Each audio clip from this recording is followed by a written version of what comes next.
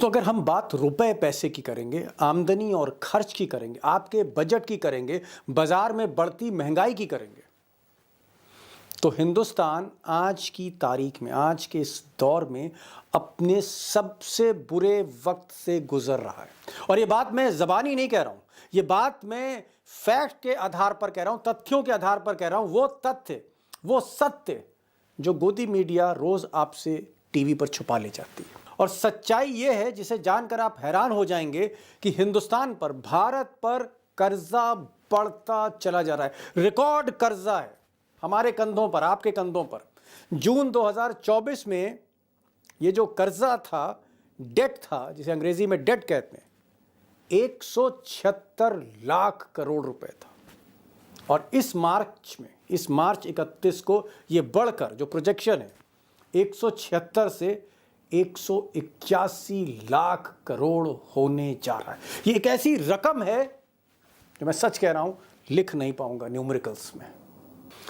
और दोस्तों, अगर मैं रुपए की कीमत की बात करूं, आपके जेब में, आपके बटुए में जो रुपया है, उसकी कीमत की बात करूं डॉलर के मुकाबले, तो ये जो कीमत है $1 के मुकाबले 87 रुपये 23 पैसे हो गई है। और जो प्रोजेक्शंस इंटरनेशनल एजेंसीज के 6-7 महीने बाद $1 की कीमत 100 रुपये से ज़्यादा हो सकती, 95 to 100, 95 रुपये से 100 रुपये तक, सिर्फ $1। और अगर ऐसी स्थिति होती है जिसकी आशंका है, तो इस देश में, जिम्मेदारी के साथ कह रहा हूँ, बहुत से लोग, एक बहुत बड़ी संख्या में लोग डबल रोटी तक नहीं खरीद पाएंगे, दूध तो छोड़ दीजिए। और दोस्तों, अगर बाजार की बात करें, शेयर मार्केट की बात करें, तो शेयर मार्केट जो है सबसे बुरे दौर से गुजर रहा है। 28-29 साल में वो नुकसान नहीं हुआ जो आज की तारीख में हो रहा है। और पिछले 5 महीनों में 94 लाख करोड़, 94 लाख करोड़, अगेन मैं कह रहा हूं, ये संख्या नहीं लिखी जा सकती, 94 लाख करोड़ रुपए स्वाहा हो गए। 10 करोड़ से ज्यादा हिंदुस्तानियों के और लाखों परिवार को गहरी चोट लगी है। और आने वाले दिनों में इसका इम्पैक्ट हमें, आपको पता लगेगा। और शेयर मार्केट से भी ज़्यादा बड़ी चोट 2 अप्रैल से, जी हाँ, कुछ हफ्ते बाद ये साहब देने जा रहे हैं हमें, आपको, देश को, मिस्टर ट्रम्प। क्योंकि वो 2 अप्रैल से टैरिफ लगाने जा रहे हैं, ज़बरदस्त टैरिफ, यानी टैक्स लगाने जा रहे हैं, कस्टम ड्यूटी लगाने जा रहे हैं भारतीय सामान, जो गुड्स एक्सपोर्ट होते हैं अमेरिका। और इसका जो इम्पैक्ट आएगा, अगर इंडियन एक्सप्रेस की मैं रिपोर्ट की बात मानूं, तो 6 लाख करोड़ का सालाना नुकसान है। एडिशनल आप कह सकते हैं, एक चोट हम पर पड़ेगी, एक और तमाचा पड़ेगा हम पर जब ये टैरिफ्स लग जाएंगे। 3 हफ्ते बचे हैं, क्या सरकार ट्रंप को मना पाएगी? तो दोस्तों, पिछले 5-6 महीनों में, या यूं कहूं कि लोकसभा चुनाव के बाद, भारत की अर्थव्यवस्था दिन ब दिन बदतर होती जा रही है।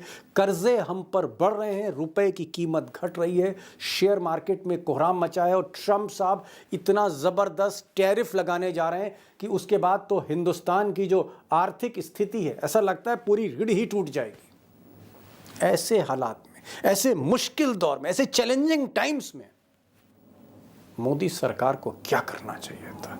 मोदी सरकार और उनके मंत्रियों को, जिसमें फिनेंस मिनिस्टर निर्मला सीतारमण है, इनको क्या करना चाहिए था? भारत अगर इतने मुश्किल दौर से गुजर रहा है, तो मिस्टर मोदी को इस चैलेंज का सामना कैसे करना चाहिए था?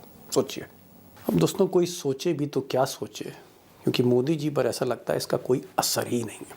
क्योंकि पिछले 2 दिन से मोदी जी गुजरात में हैं, और गुजरात में वो जूनागढ़ में जो गिर लॉयन सफारी है, उसका लुत्फ उठा रहे हैं।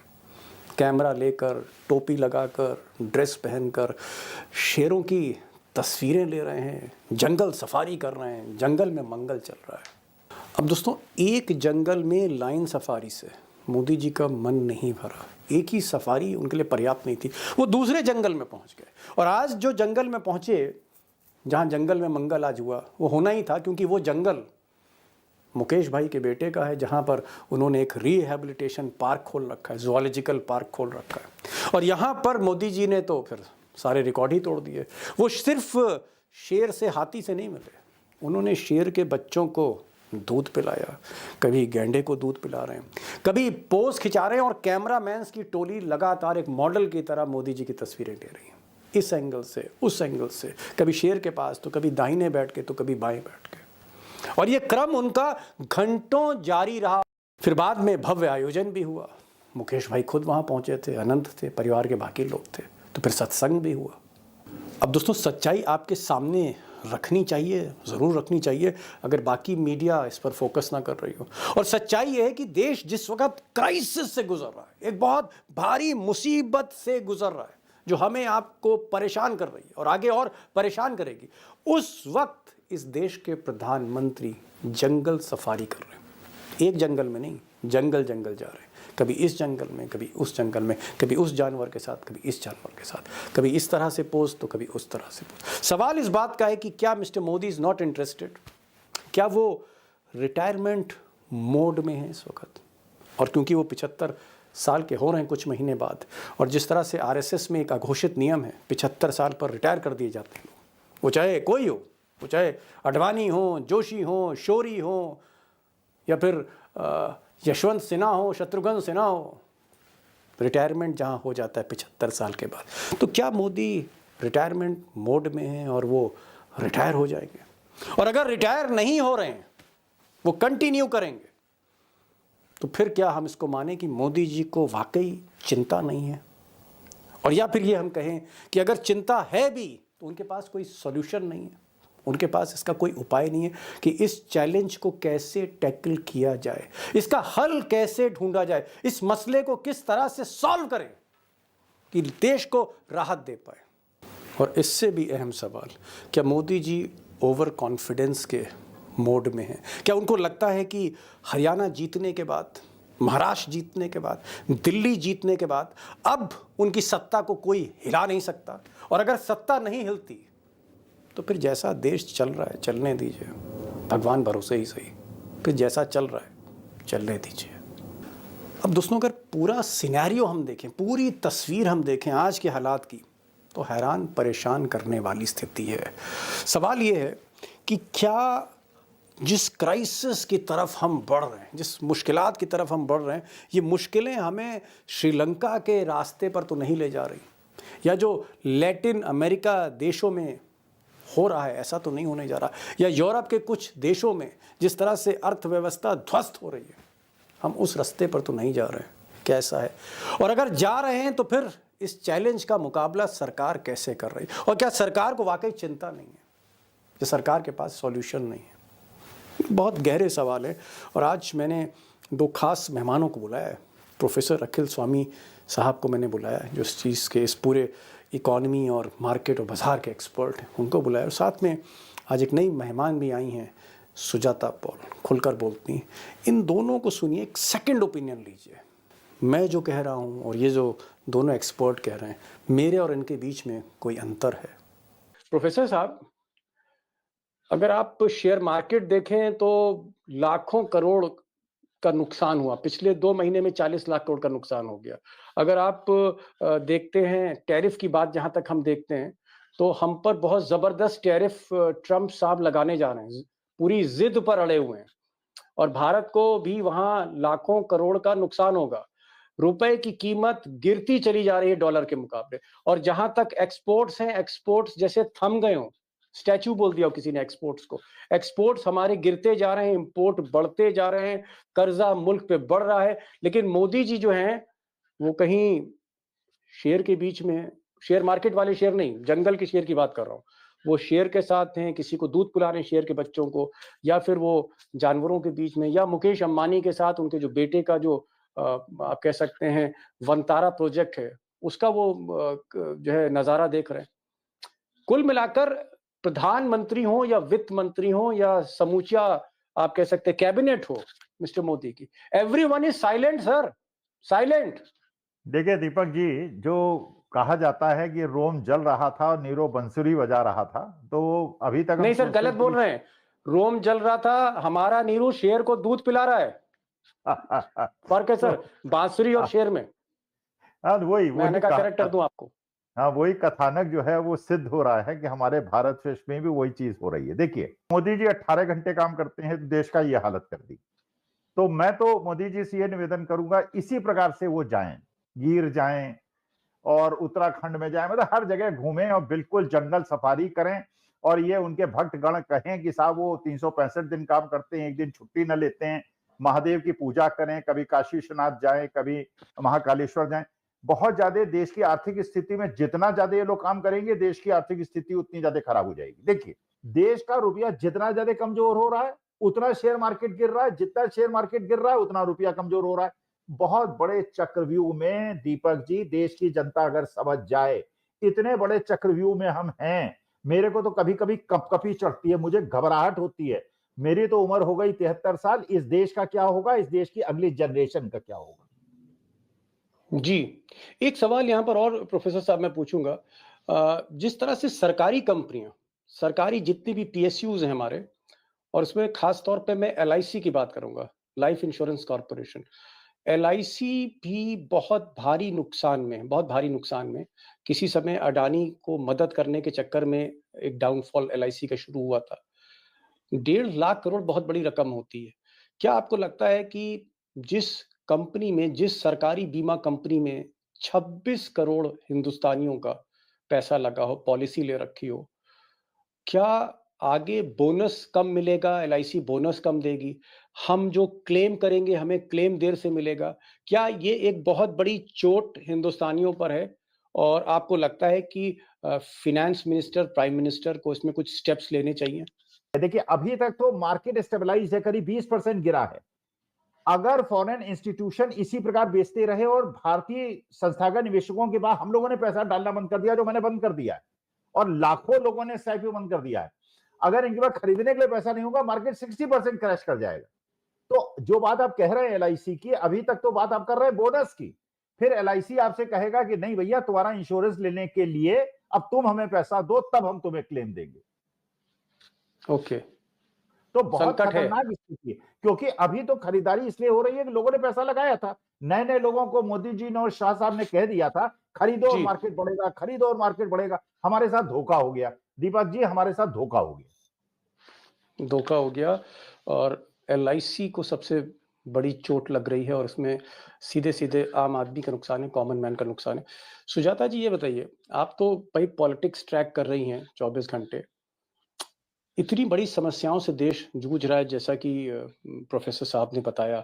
हर मोर्चे पर मतलब आप चाहे गाड़ियों की बिक्री देखें, आप चाहे मकानों की बिक्री देखें, आप चाहे दूध के दाम देखें, आप चाहे महँगाई देखें, हर जगह एक तरह का संघर्ष है और खतरनाक स्थिति होती जा रही है। लेकिन प्रधानमंत्री के कान पे ऐसा लगता है जूं नहीं रेंग रही। वो बिल्कुल भी उनको फ़िक्र नहीं है कभी वो एक जंगल में होते हैं, कभी दूसरे जंगल में होते हैं, कभी जानवरों के साथ तस्वीर खिंचाते हैं, शेरों के साथ तस्वीर खिंचा रहे हैं, हाथी के साथ खिंचा रहे हैं। क्या आपको लगता है कि मोदी जी ने भी जैसे सरेंडर कर दिया कि भई अब कुछ होने वाला नहीं है, ऊपर वाला ही तय करेगा इस देश की दिशा? दीपक जी, सरेंडर तो वो करता है ना जिसको कुछ पता हो कि उसे करना क्या है, जिसने ये सोच रखा है कि 24/7 365 डेज वो चुनावी मोड में रहेगा और अपने लोगों को रखेगा सिर्फ सत्ता पाने के लिए। उन्होंने कभी ये नहीं कहा कि मैं शासन जो है वो ठीक से चलाऊंगा। शुरू में एक शब्द का इस्तेमाल किया था, सुशासन। वो शब्द तो मुझे पता नहीं कहाँ गया, लेकिन अभी आप कह रहे थे ना कि ये दूध पिलाते फिर रहे हैं, मगर सच्चाई ये भी है कि ये अपना ढोल पीट रहे हैं। और ये जिस दिन ये ढोल फटेगा, उस दिन भारत का क्या हाल होगा।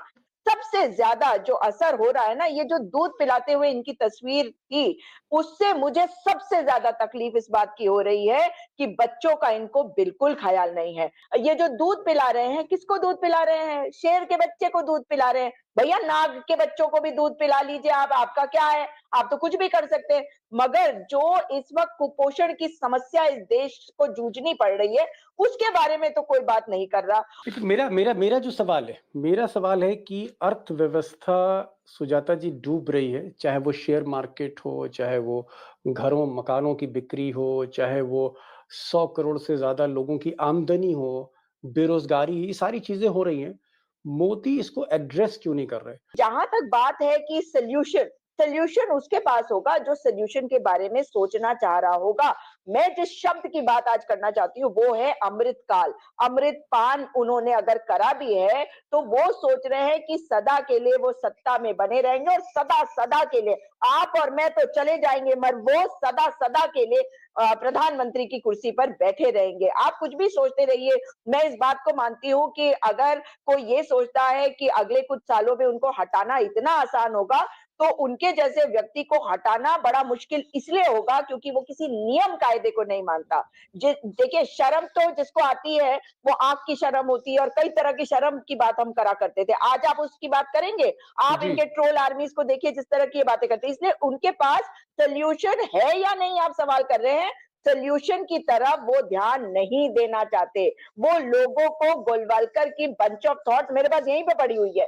बंच ऑफ थॉट्स में बिल्कुल साफ लिखा हुआ है कि लोगों के ऊपर अगर सत्ता संभालनी है तो उनको अनपढ़, उनको जागरूक नहीं होने देना, ये आपको करना पड़ेगा और वही मोदी जी कर रहे हैं। जी। प्रोफेसर साहब, हम वापस आर्थिक स्थिति पे आते हैं। आपको क्या लगता है कि मान लीजिए जो स्थिति है, जो मैंने आपको बताई कि हर लेवल पे आप किसी भी मोर्चे पे देखें, चाहे रियल एस्टेट में जाएँ, चाहे शेयर मार्केट में जाएँ, चाहे बुलियन यानी सिल्वर और गोल्ड में जाएँ या बाकी इन्वेस्टमेंट में जाएँ, हर जगह बुरा हाल है। बेरोज़गारी की तो बात ही मैं नहीं कर रहा हूँ। क्या आपको लगता है कि अगर इसी स्पीड से रुपए की कीमत गिरती रही और अगर कहीं रुपया डॉलर के मुकाबले ₹100 पार कर गया, तो प्रोफेसर साहब तब क्या होगा? नहीं नहीं दीपक जी, जो अभी हुआ है वो क्या उससे पूरा मन नहीं भरा आपका? अच्छा, आपने गोल्ड और सिल्वर की बात की। देखिए, गोल्ड और सिल्वर तो बहुत तेजी से बढ़ा है और गोल्ड और सिल्वर का बढ़ने का मतलब यह है कि जी, इकोनॉमिक स्लोडाउन आने वाला है।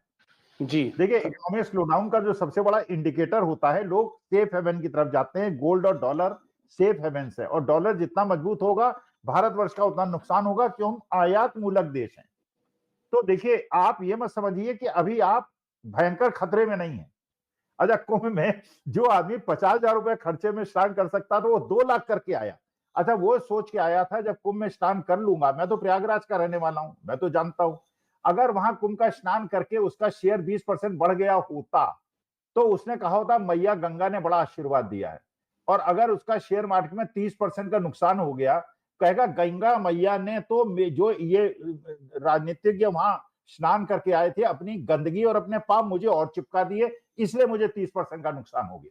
तो देखिए, आर्थिक स्थिति ये मत सोचिए और कितनी खराब होगी। आप भीषण बुरी आर्थिक स्थिति में हैं और नहीं, मैं अगर कह रहा था कि अगर रुपए का अगर कीमत बढ़ती है, मान लीजिए रुपए ₹100 हो जाता है डॉलर के मुकाबले, अगर रुपया 5 महीने बाद, 6 महीने बाद, जिस तरह की रिपोर्ट्स आ रही हैं और मुझे लगता है आप भी सहमत होंगे कि कीमत अभी और डॉलर के मुकाबले टूटेगी। तो अगर रुपया ₹100 डॉलर के मुकाबले हो जाता है, सेंचुरी मार देता है, तो क्या आपको लगता है इन्फ्लेशन बढ़ेगा? जो रोज़मर्रा की चीज़ें हैं, अंडा है, डबल रोटी है, मक्खन है, ये सारी चीज़ें महँगी होंगी, कंज़्यूमर गुड्स, ख़ासकर जो हम लोग इम्पोर्ट कर रहे हैं, हार्डवेयर का सामान है, सॉफ्टवेयर का सामान है, बाकी जितनी चीज़ें हैं, क्या महँगाई बढ़ेगी, घेर लेगी चारों तरफ से? दीपक जी, ये तो चलिए, ये मुद्दा है जो बहुत सारे अर्थशास्त्री डिस्कस करते हैं। मैंने आपके साथ जो असली मुद्दा डिस्कस किया था, भाई आपने 1 लाख करोड़ का लोन अमेरिकन डॉलर में लिया, 1 लाख डॉलर का, और जब लिया तो 70 रुपए का डॉलर था। तो 70 के हिसाब से 1 लाख डॉलर का आपको मूलधन वापस करना था ना। अब 100 रुपए हो जी, जाएगा तो 1 लाख डॉलर को 100 रुपए के हिसाब से देंगे, आप लोन रिपे नहीं कर पाएंगे। भाई देखिए, असली मुद्दा क्या है, ये चलिए ब्रेड, अगर अभी भी दूध महंगा है, ब्रेड महंगा है, हम लोग भाई टमाटर आधा किलो नहीं खरीदते, 100 ग्राम खरीद लेते हैं, खर्चे कम कर दिए हैं। लेकिन 100 रुपए होने पे क्या होगा कि देश जो है डेट ट्रैप में कैसे फंसाया जाता है, आपको उदाहरण आपके डेट सामने मतलब है। कर्जे के बोझ पे। अब जैसे डोनाल्ड ट्रंप ने जेलेंस्की को किस बात पे हड़काया, उन्होंने जेलेंस्की से कहा कि तुम्हें जो हमने पैसा दिया था लड़ाई लड़ने के लिए वो ग्रांट नहीं था, वो लोन था, और लोन को रिपे करने के अपने मिनरल्स हमें दे दो। तो अगर वही श्रीलंका के साथ किया चीन ने, भाई चीन क्या करता है, पहले तो डेट ट्रैप में फंसाता है, पहले पैसा इतना दे देता है, फिर कहता है अपना ये द्वीप दे दो, वो दे दो, ये पॉलिसी दे दो, वो पॉलिसी दे दो, जो अमेरिका कर रहा है। भाई अमेरिका कह रहा है कि हमारा सामान तुम्हारे यहाँ जो आता है उसमें टैरिफ घटा दो और तुम्हारे यहां से जो सामान आएगा उसमें हम टैरिफ बढ़ा देंगे। तो वो हमारी बाह मरोड़ेगा, वो कहेगा अच्छा ठीक है लोन रिपे नहीं कर पा रहे हो ना, तो अब ये ऐसा करो कि इसको फाइनेंस मिनिस्टर बनाओ और अडानी जी को हटाओ और टाटा बिरला को सामने लाओ, वो जो चाहेगा डिक्टेट करेगा। सुजाता जी, एक चीज बताइए, आपको क्या लगता है कि मोदी और शाह जो इस देश को चला रहे हैं, क्या वो इकोनॉमी को, प्रॉब्लम्स को कम समझते हैं, इलेक्शन को ज्यादा समझते हैं?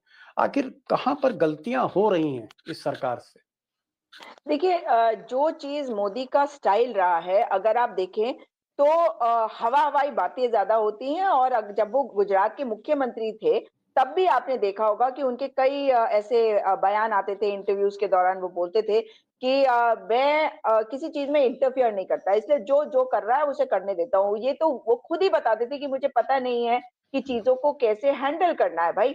अगर आप देखें कि जो इन्होंने लैटरल एंट्रीज़ करी थी, उनको ये समझ नहीं था कि एक सिस्टम बना हुआ है और वो सिस्टम बड़ा मजबूत है। अगर सिस्टम को आपको बेहतर करना है तो वो तो मुझे समझ में आता है कि आप उसमें कुछ चेंजेस लाना चाहते हैं, लेकिन उसमें पढ़े-लिखे लोगों को लाकर एक्सपीरियंस्ड लोगों को लाकर अगर बात करके आप कुछ पॉलिसी लेके आए तब तो समझ में आता है। लेकिन मोदी जी का अगर आप देखेंगे तो उन्होंने फॉरेन पॉलिसी हो उसके साथ खिलवाड़ किया, देश के अंदर जितने हमारे स्कीम्स, पॉलिसी है सबको उन्होंने गलत बताकर उनके साथ छेड़छाड़ करी। तो अगर उनकी वित्त मंत्री खड़े होकर पार्लियामेंट में ये कह सकती हैं कि मैं प्याज नहीं खाती इसलिए मुझे क्या पता कि प्याज के दाम बढ़ रहे हैं, तो आप मुझे बताइए कि ये साइंटिफिक अप्रोच नहीं है।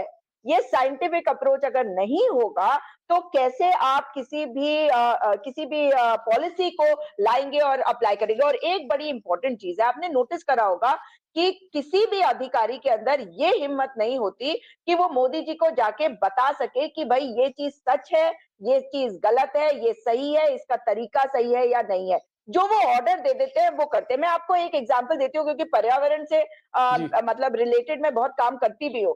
आपने देखा कि सिलक्यारा टनल हादसा हुआ, आपने देखा कि पूरे जो हिमालयन बेल्ट है उसमें लैंडस्लाइड्स बढ़ गई पिछले कुछ सालों में। अब आप जी। मुझे बताइए ना, ये सिंपल क्लास 7-8 का बच्चा आपको बता देगा कि ये यंग फोल्ड माउंटेन्स है और यंग फोल्ड माउंटेन्स का मतलब है कि उसकी मिट्टी ढीली है, वो सेटल नहीं हुई है। अब मोदी जी जी। कह रहे हैं वो तो ऑस्ट्रिया घूम के आए, वहां तो ऐसे पहाड़ हैं जिनके अंदर से आप टनल में घूमते हैं। वो चाहते हैं कि यहाँ पर टनल बना दिया जाए और किसी अधिकारी के अंदर इतनी ताकत नहीं, इतनी हिम्मत नहीं कि वो ये बोल दे कि जी। आपका प्रोजेक्ट गलत है। तो उनके पास जो विजन, लैक ऑफ विजन है, उसी का बोझ जो है वो हमारे देश पे आज पड़ रहा है और जब तक हमें समझ में जी। आएगा तो नुकसान इतना ज्यादा हो जाएगा कि मैं ये यकीन से कह सकती हूँ कि 1947 में जब एक सुई नहीं बनती थी हम उससे बहुत आगे आ गए थे और आज हम बहुत कुछ बना रहे हैं, लेकिन अर्थव्यवस्था में आज हमें ये वहीं पर छोड़ के आएंगे और वहीं से शुरुआत करनी पड़ेगी। जी। जी। एक बड़ी बात सुजाता जी ने कहा, एनवायरनमेंट पे भी काम करती हैं। इनका ये कहना है कि हिमालय जो हैं यंग माउंटेन्स हैं और वो रॉक्स नहीं हैं, जैसे एल्प्स हैं बाहर के विदेश में जो पहाड़ हैं। मोदी जी इन यंग माउंटेन्स में, जिसकी आप कह सकते हैं जो सॉइल है, मिट्टी है थोड़ी उसमें ढीली जो बता रही हैं, उसमें टनल अगर बनेगी तो कभी भी भूस्खलन हो सकता है, लैंडस्लाइड हो सकता है। इसलिए हिमालय से छेड़छाड़ नहीं करनी चाहिए ज़्यादा, वहाँ पर कंस्ट्रक्शन कम करना चाहिए, वहाँ टनल्स जैसे बहुत मेगा प्रोजेक्ट्स नहीं बनाने चाहिए। लेकिन सुजाता जी कह रही हैं कि अब ये जो साइंटिस्ट हैं हमारे देश के, जो ब्यूरोक्रेट्स हैं या चीफ मिनिस्टर हैं उत्तराखंड के या बाकी मंत्री हैं, कहें कैसे मोदी जी से? मोदी जी को कोई कहने वाला, मोदी जी को सलाह देने वाला, मोदी जी को टोकने वाला कोई है नहीं और एक जैसी आप स्थिति कह सकते हैं, एक डिक्टेटर वाली स्थिति है, जहाँ कोई समझाता नहीं और इसीलिए बहुत सी चीज़ें दिक्कतें होती हैं। लास्ट क्वेश्चन मैं पूछूँगा प्रोफ़ेसर साहब, क्या हमने दुश्वारियों की तो बात कर ली, प्रॉब्लम्स की तो हमने बात कर ली कि हर मोर्चे पे प्रॉब्लम है। ये बताइए सॉल्यूशन क्या है? क्योंकि अब भाई मोदी जी को से समर्थन तो ना नीतीश वापस लेंगे, ना नायडू वापस लेंगे। तो ये बैसाखियाँ भी चलती रहेंगी, इलेक्शन दर इलेक्शन वो वोटर लिस्ट से जीत ही रहे हैं। सॉल्यूशन क्या है? मोदी जी को क्या करना है? करना तो मोदी जी को ही होगा, ट्रम्प तो करेगा नहीं। तो सॉल्यूशंस क्या हैं? कुछ अगर आप सहजता से बता सकें कि भई इस मुसीबत से कैसे बाहर निकल सकते हैं? दीपक जी, मैं जो कहूंगा उस पे बहुत सारे ट्रोल्स भी होंगे, बहुत लोग नाराज भी होंगे, लेकिन कहने की आदत है तो कहूंगा। अगर मैं देश का प्रधानमंत्री होता तो पहला काम यह करता कि जितने भी अडानी की प्रॉपर्टीज है उनको नेशनलाइज कर देता। क्या कर देते? नेशनलाइज कर देता। अच्छा, राष्ट्रीयकरण कर देते। पहला। नंबर 2, जितने सरकारी पद हैं उनको भर देता। और तीसरा काम मैं ये करता कि 14 लाख करोड़ जो ऋण माफ किए हैं कानून को बदलकर ये सारे पूंजीपतियों से पैसे वापस लेता। देखिए, हमारे देश का सुजाता जी भी जानती होंगी, दीपक जी आप भी जानते होंगे, जो सिख इंडस्ट्रीज के प्रोमोटर्स हैं वो सबसे ज्यादा हेल्दी होते हैं। जी। इंडस्ट्री सिख होती है, वो प्रोमोटर हेल्दी होते हैं। अब अनिल अंबानी साहब की हेल्थ बहुत अच्छी है, एक कंपनी सिख हो गई, दूसरी कंपनी बहुत एपीआई, अभी अंसल एपीआई कितनी फेमस समझ गया। कंपनी। आप ये कहना चाह रहे हैं कि किसी उद्योगपति की कंपनी डूब जाए तो वो नहीं डूबता, ये आप कहना चाह रहे हैं? जी, समझ गया। दीपक जी, एक चीज मैं ऐड करना चाहती हूँ। अभी आपने देखा है प्रीपेड मीटर्स सब जगह लग रहे हैं और ये एक सेंट्रल स्कीम है, आरडीएसएस। अब जी। रिवैम्प डिस्ट्रीब्यूशन सेक्टर स्कीम, आप जानते हैं कि इसमें मैंने थोड़ा सा इसमें स्टडी किया क्योंकि उत्तराखंड के जो कुमाऊं का एरिया है वहां अडानी के स्मार्ट मीटर लग रहे जी। हैं और तो उसका विरोध हो रहा है। लेकिन जो गढ़वाल का रीजन है जहां मैं रहती हूँ देहरादून में, वहां पर जीनस पावर का वो मीटर लग रहा है। तो मैंने थोड़ा सा स्टडी किया तो क्या देखती हूँ कि बिहार में 123 करोड़ का स्कैम निकल के आया है स्मार्ट मीटर को लेकर और उसमें संजीव हंस नाम के एक आईएएस ऑफिसर है जो 18 अक्टूबर 2024 से ईडी की एफआईआर पर जेल में है। उनके ठिकानों पर राजस्थान में ईडी ने छापेमारी करी कि जब तक मोदी जी नहीं जाएंगे। इसलिए प्रोफेसर स्वामी मुझे माफ करिएगा लेकिन मुझे लगता है आप अगर प्रधानमंत्री होते तो बहुत कुछ करते हैं। मोदी जी को आपने सलाह दी, मेरे हिसाब से मोदी जी को बस अब नमस्कार करते हैं, तभी देश ठीक होगा। अच्छा, चलिए एक चीज, अगर आप प्रेसिडेंट मुर्मू की जगह होती सुजाता जी और इत्तेफाक से आपके पास पावर होती कि भाई 75 साल के बाद मोदी जी को रिटायर आप कर सकती, या आप मोहन भागवत की जगह पर होती, तो क्या आप ये स्टेप लेती कि मिस्टर मोदी, जैसे बाकियों को रिटायर किया है तुम्हारे गुरु अडवाणी जी को किया, तुम्हें भी जाना चाहिए, आप कहती? दीपक जी एक बात बताऊं, भागवत जी और मोदी जी मिले हुए हैं, भले ही बहुत अटकलें लगाई गई हैं कि इनके बीच में ये है वो है। देखिए, सत्ता से कोई आरएसएस को कोई परहेज नहीं है और वो जानबूझ के षड्यंत्र रचती रही है 1947 के पहले से। मगर अगर मैं अपनी महामहिम की जगह होती तो एक महिला की शक्ति दिखाती और देश के लिए खड़ी होती और निश्चित तौर पर इनको रिटायर करवाती। चलिए, सुजाता जी कह रही कि भाई मोदी जी खुद से तो रिटायर नहीं होंगे, भले ही जो 75 बरस का जो नियम था वो मोदी जी और आरएसएस ने मिलके बनाया हो फॉर सम टाइम बीइंग, क्योंकि अडवाणी और जोशी और अरुण शौरी और यशवंत सिन्हा जैसे लोगों को रिटायर करना था, लेकिन मोदी जी रिटायर नहीं होंगे। बट सुजाता जी कह रही अगर वो राष्ट्रपति होती हैं, वो इस स्थिति में होती तो जरूर रिटायर करती हैं। और जहां तक प्रोफेसर साहब ने कहा, उन्होंने कहा कि भाई जो समृद्धि है, जो प्रॉस्पेरिटी है, जो पैसा है, वो नीचे तक जाना चाहिए। सिर्फ मुल्क के 2% लोगों के पास अगर पैसा होगा तो सोसाइटी में, बाजार में जो खपत है, कंजम्पशन है, वो नहीं होगी। इसलिए पैसा नीचे तक जाएगा तो खरीदारी बढ़ेगी, अगर खरीदारी बढ़ती है तो प्रॉस्पेरिटी भी आएगी, इकोनॉमी भी ठीक होगी। बहुत बहुत शुक्रिया प्रोफेसर साहब, आप इस प्रोग्राम में शामिल हुए। सुजाता जी, आप भी शॉर्ट नोटिस पे आए, थैंक यू।